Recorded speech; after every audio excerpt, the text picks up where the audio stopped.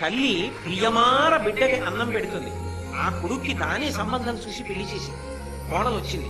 మరి కోడలకి కోరిక ఉండదండి. ఆయనకి కావలసింది తాను వండాలని, తాను వడ్డించాలని ఉండదు. ఎంతో కష్టపడో పదార్థం చేసింది, వడ్డించింది. చాలా బాగా చేశావే అని చటుక్కున వెనక్కి తిరిగి, అమ్మా అమ్మా నీ కోడలు ఎంత బాగా చేసిందో చూడు అని ఒకటికి 2 మాటలు వేసుకుని తిని పొగిడాడు. తాను గుండెలు బాగేసుకుని కోడలు వశం చేసేసుకుంటోంది. అక్కడి నుంచి అది వంట చేసేస్తోంది, అదే అన్నం పెట్టేస్తోంది. ఇన్నాళ్లు కనిపించాను అని అనుకోరు అత్తగారు. సంతోషిస్తుంది. దీని కొరకు కదా కోడల్ని తెచ్చుకున్నాను. అమ్మయ్యా, నా కొడుకుని క్షేమమైన చేతుల్లో పెట్టేశాను. ఇక పైన అన్నం పెట్టేటప్పుడు తల్లిలా పెట్టే కోడలు వచ్చింది అని ఆనంద భాష్పాలు రాల్చగలగాలి. అది సంస్కృతి. తప్ప కోడల మీద కూడా ఏడిస్తే ఇంకా ఏం బ్రతుకంటది? అలా ఉండకూడదు. కోడలు ఇంటి విషయాలు చూస్తుంటే అత్తగారు ఆనందపడాలి. అప్పచెప్ప